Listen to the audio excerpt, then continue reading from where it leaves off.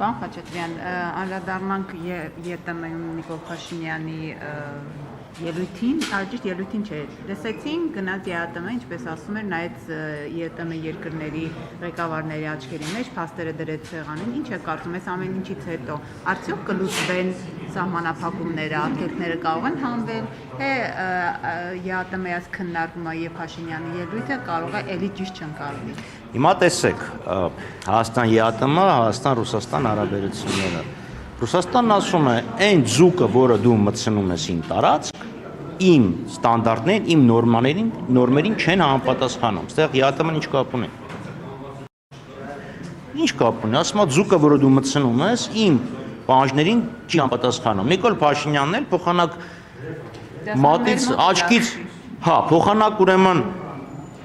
ունքը ուղի, անում, ասում է, ես այդ ձուկառը այնքան վատն էր, ուտելու բան չէր, յուղոտ էր, ճարպոտ էր, եսի մինչեր։ Այս հարաբերություններում է խնդիր, այսինքն ռուսներն ասում են, դե առողջապահական խնդիրներ կա, Նիկոլ Փաշինյանն էլ ելույթ անելն ասում է, իսկականից ձուկը լավը չի։ Հիմա ինքը հարց լուծեց դրանով, թե ավելի վատ թարացեց։ Հիմա այդ ձուկը որ երրորդ երկիրը կգնի։ Կամ փորձել են զարտուղի ճանապարհներով ինչ որ մի բան տանել, գոնե ըստ մամուլի հրապարակումների։ Հիմա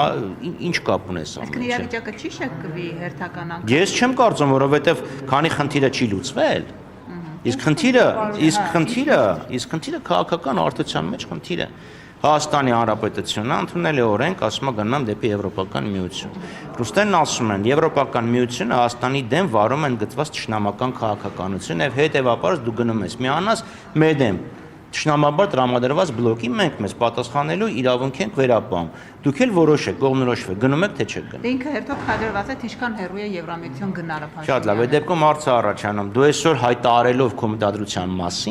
մտադրության մասին, գործնականում Հայաստանի տնտեսվարողների եւ Հայաստանի Հանրապետություն եւ Հայաստանի Հանրապետության ժողովրդին խնդրի առաջ ես կանգնացնում այսօր։ Այսինքն դու չունես լուծում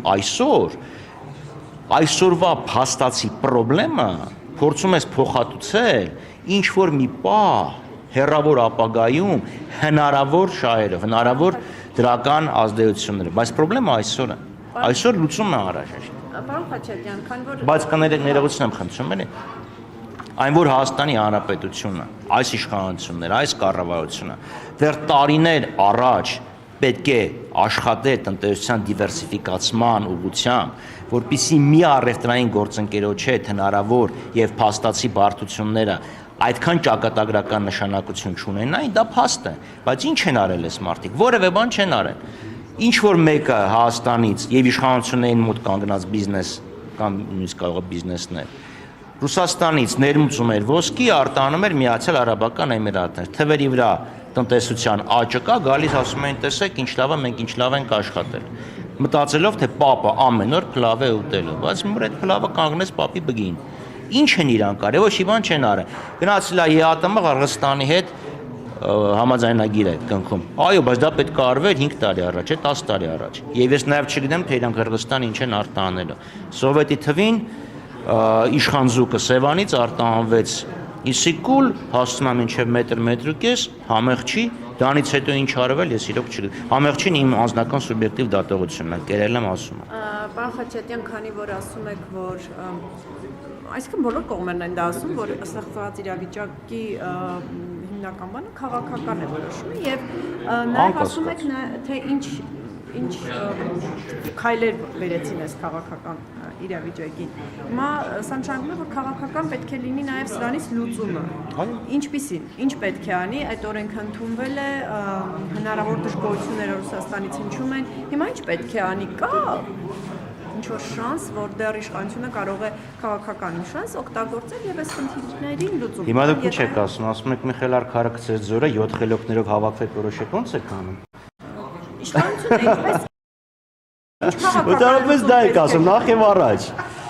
Յուրաքանչյուր քայլի հետևանք, հենց քայլի մեջ պարփակված է։ Դա Միխայելո Կարտասամանցի է ասել, Ջորջ Օրվել անունով։ Այսինքն իրանք որ ստեղ այդ որոշումը, այդ օրենքը ընդունում էին, բայց չէին մտածում հետևանքների մասին։ Կամ այդ մի դասից, այդ մի արածից հետո ինչ դաս են քաղաք։ Գնում է Ռուսաստան նախություններից առաջ, հանդիպում է Ռուսաստանի նախագահի, որտեղ խնդիրը ճիշտ է։ Լուծես թե ավելի վատ հարացրեց։ իմ կարծիքով ավելի վատթարացրեց, լավ սկսեց խոսել սոցիալական ցանցերի մասին։ Դու գնացել ես սիտը դատարկելու, թե գնացել ես հարց լուծելու։ Այդ տրամաբանությամբ իշխանությունները որևէ լավ բանի չեն բերի երկիրը։ Մյուս խնդիրը ինչ պետք է անել, պետք է նախ դնել եւ հստակ հաշվարկել։ Քեզ ինչն է ավելի ձեռնտու՝ ԵԱՏՄ-ն թե ԵՄ-ն։ Ինչպես ես պատրաստվում անցումը կատարել, եթե հանկարծ որոշես կամ հաշվարկները ցույց տան, որ ԵՄ-ն ավելի նպաստավոր է քո տնտեսության համար։ Պետք է նստես քո գործընկերների հետ բարեկամական քննարկես այս խնդիրը։ Ոչ թե sense փորձես կողմի հետ հասնել ինչ որ լուծման, այդ դիվանագիտական մտորում ճանապարհով։ Հարցնում է։ Դա հնարավոր է։ Հիմա իրանք ասում են դրեք հանրակրվե, ես ասում դնես հանրակրվե, ինչ։